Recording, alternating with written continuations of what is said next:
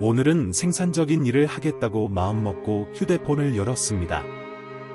알람까지 맞춰놓고 일찍 일어나 하루를 제대로 시작하려 했죠. 하지만 알람이 울리자 당신은 스누즈 버튼을 눌렀습니다. 한 번, 두 번, 세 번, 어젯밤의 그 열정은 알람 소리와 함께 증발해버렸고, 이불 밖으로 나오는 일이 마치 어둠 속에서 천 조각의 퍼즐을 맞추는 것처럼 어렵게 느껴집니다. 하루가 채 시작되기도 전에 벌써 하루가 적처럼 느껴집니다. 컴퓨터 앞에는 해야 할 일 목록이 도움 요청 신호처럼 화면에 깜빡이고 있죠. 당신은 일해야 하고, 공부해야 하고, 중요한 일에 집중해야 한다는 걸 알고 있습니다. 하지만 그 대신 소셜미디어 피드를 스크롤하고 있습니다. 탭을 이리저리 넘기며 알고리즘이 당신을 사로잡을 무언가를 제공하기를 기다립니다. 뉴스, 짧은 영상, 아니면 그저 당신의 주의를 끌 수 있는 그 어떤 것이라도. 그리고 마침내 정신적인 노력이 필요한 일을 시도해 보려 하지만 집중을 유지하는 것이 불가능하게 느껴집니다. 당신의 뇌는 이미 빠르고 쉬운 자극에 익숙해져 있어서 더 깊은 사고가 필요한 활동은 지루하고 견딜 수 없게 느껴지기 때문입니다. 이것이 바로 우리가 별표 과도한 자극 별표이라고 부르는 현상입니다. 우리는 디지털 자극이 거의 무제한으로 제공되는 시대에 살고 있습니다. 터치 한 번으로 우리는 영상, 메시지, 알림, 그리고 수많은 정보에 접근할 수 있죠. 문제는 이러한 끊임없는 자극의 흐름이 우리의 뇌보상 시스템을 장악하고 있어 깊은 집중이 필요한 과제를 수행하는 것이 점점 더 어려워지고 있다는 것입니다. 인간의 뇌는 보상을 추구하도록 진화해왔습니다. 과거에는 보상을 얻기 위해 사냥을 하거나 농사를 짓거나 안전한 거처를 찾는 등 많은 노력이 필요했습니다. 하지만 오늘날의 보상은 단 한 번의 클릭으로 얻을 수 있습니다. 예를 들어 소셜미디어는 우리가 좋아요, 댓글, 알림을 받을 때마다 도파민 시스템을 활성화하도록 설계되었습니다. 이 즉각적인 보상의 반복 사이클은 책을 읽거나 공부하거나 프로젝트를 진행하는 등 더 복잡한 과제를 지루하고 어려운 일로 느끼게 만듭니다. 왜냐하면 시간과 인내심이 필요한 일에 에너지를 쏟기보다는 손쉽게 즉각적인 만족을 얻는 것이 훨씬 쉬워 보이기 때문이죠. 이러한 과도한 자극은 우리의 집중력에도 큰 영향을 미칩니다. 당신이 작업을 하다가 휴대폰을 확인할 때마다 뇌는 집중 상태를 복구하는 데 시간이 필요합니다.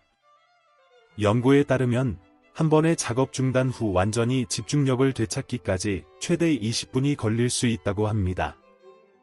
그렇다면 하루 동안 얼마나 자주 휴대폰 알림에 방해를 받는지 생각해 보세요. 이렇게 되면 사람들이 항상 바쁘게 시간을 보내면서도 실질적으로 목표를 달성하지 못하는 이유가 설명됩니다. 디지털 과도 자극은 단순히 우리의 시간을 빼앗는 것에 그치지 않습니다. 그것은 우리의 정신적 에너지까지 소진시켜 동기부여를 잃게 만들고 결국 지연과 미루기의 악순환에 빠지게 만듭니다. 이제 우리는 이 과도한 자극의 악순환을 끊어내고 더 깊은 집중과 의미 있는 활동을 위해 뇌의 보상 시스템을 회복할 필요가 있습니다. 그 시작은 바로 지금입니다. 계속하기 전에 바이미에이 커피를 통해 후원해주신 모든 분들께 진심으로 감사의 말씀을 전하고 싶습니다. 여러분의 후원이 채널을 유지하고 더 좋은 콘텐츠를 제작하는 데 큰 힘이 되고 있습니다. 후원 링크는 제 프로필에서 확인하실 수 있으며 화면에 표시된 QR코드를 통해서도 쉽게 접속하실 수 있습니다. 감사합니다.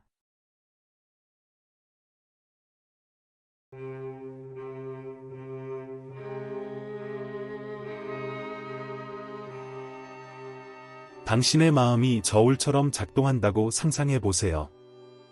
한쪽에는 쾌락이 있고 반대쪽에는 고통이 있습니다. 우리의 뇌는 항상 이 저울을 균형 상태로 유지하려고 노력합니다. 그런데 만약 당신이 빠르고 쉬운 쾌락을 주는 자극에 자주 노출된다면, 예를 들어 인스타그램 피드를 스크롤하거나 짧고 자극적인 영상을 시청할 때 저울은 쾌락 쪽으로 기울어집니다. 그러나 뇌는 곧 이를 보상하기 위해 반대 방향으로 기울어야 합니다. 즉, 쾌락의 정점 뒤에는 반드시 불편함, 지루함, 혹은 심지어 슬픔이 찾아옵니다. 이것이 바로 도파민 균형의 법칙입니다. 우리가 즉각적인 쾌락을 반복적으로 추구하면 뇌는 이러한 도파민의 급상승에 익숙해집니다.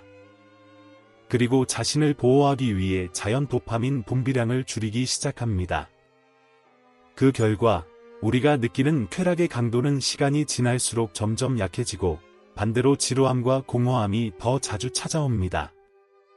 예전에는 당신을 즐겁게 했던 것들, 웃긴 영상 보기, 온라인 게임, 소셜미디어 탐색에 더 이상 충분한 자극을 주지 못합니다.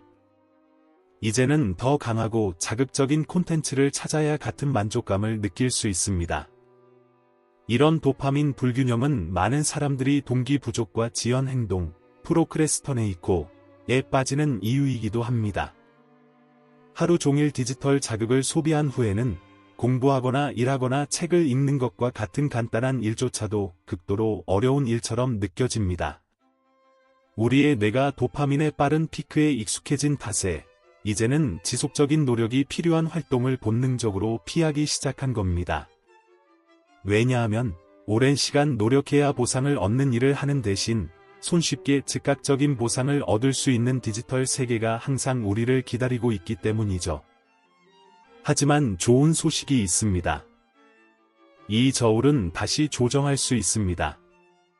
빠른 자극에 대한 노출을 줄이고 대신 인내심과 노력이 필요한 활동에 시간을 투자하면 우리의 뇌는 서서히 자연스러운 균형을 회복합니다. 명상, 독서, 혹은 운동과 같은 활동은 우리의 뇌가 다시 건강한 도파민 시스템을 회복하는 데 도움을 줍니다. 이 과정을 통해 우리는 더 이상 쾌락을 강박적으로 추구하지 않게 되고 복잡하고 의미 있는 과제에 대한 동기가 서서히 되돌아옵니다. 결국 진정한 쾌락은 빠르게 얻는 것이 아니라 시간과 노력을 통해 찾아오는 것임을 깨닫게 되는 것이죠. 이제 당신의 도파민 저울을 다시 균형 상태로 돌려놓을 때입니다.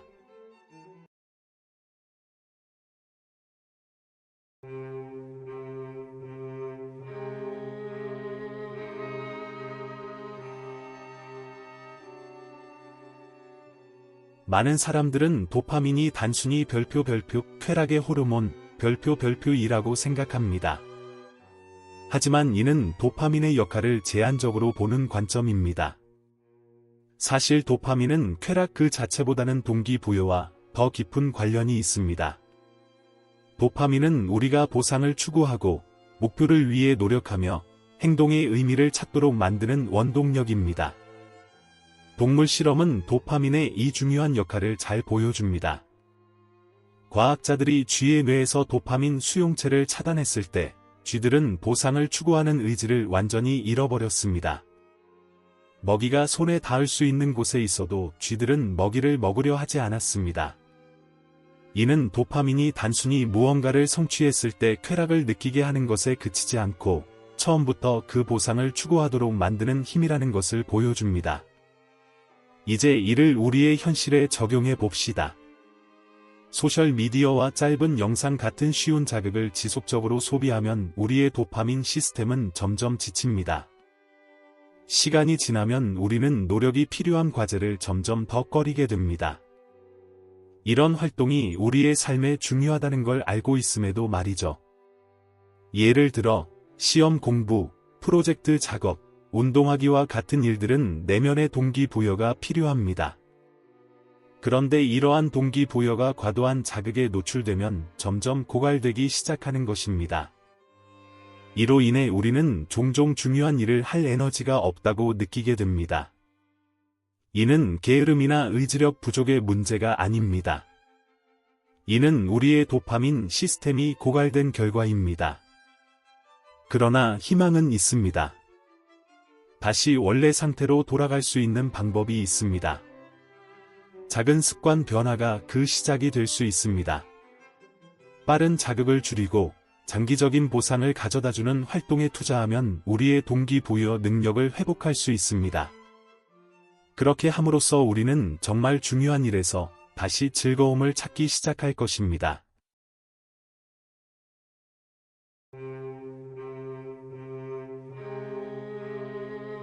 우리의 도파민 시스템이 동기부여를 좌우하는 반면 자신의 능력과 도전에 대한 해석 방식 또한 개인의 성장을 결정짓는 중요한 요소입니다.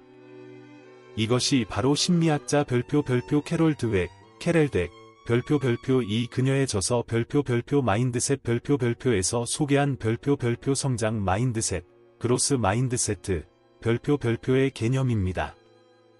별표 고정 마인드셋, 픽스트 마인드세트, 별표를 가진 사람들은 자신의 능력이 타고나며 변하지 않는 것이라고 믿습니다. 그들은 인간의 지능, 재능, 능력이 유한하고 고정되어 있으며 이를 변화시키는 것은 어렵다고 생각합니다. 이런 사람들은 실패를 별표 나는 충분히 잘하지 못한 별표는 자기 확신으로 받아들이는 경우가 많습니다. 반면 성장 마인드셋을 가진 사람들은 노력과 연습, 지속적인 학습을 통해 스스로 발전할 수 있다고 믿습니다. 그들에게 실패는 단순히 개선 과정의 일부일 뿐입니다.